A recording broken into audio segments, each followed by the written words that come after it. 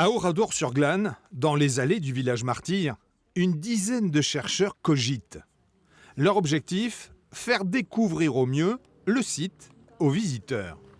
On trouve des historiens, des géographes, des sociologues, des psycho-ergonomes, puisqu'il s'agit de faire la meilleure médiation possible pour le public le plus large possible. Et effectivement, ces journées d'études ont aussi pour mission de tester l'application numérique afin de corriger les dernières choses qui mériteraient de l'être. Là, on voit le tramway, donc on reconnaît bien le bâtiment, on reconnaît le poteau du tramway et le tram qui est toujours présent à l'époque. Une application numérique pour smartphone, telle est la nouveauté.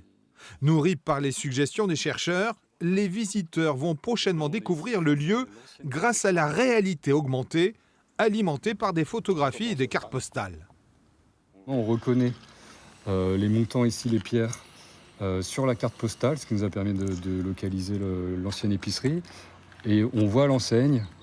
Et donc on peut facilement faire l'analogie avec le bâtiment qui a été détruit entre-temps. Ici, on a l'ouverture du montant de la fenêtre de l'épicerie.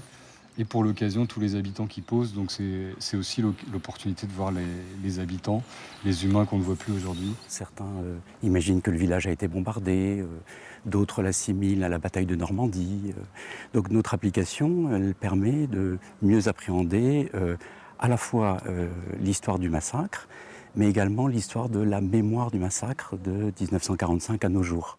L'application aura pour support des commentaires disponibles en 4 langues. Elle sera téléchargeable dans le centre de la mémoire et a priori dès le printemps prochain.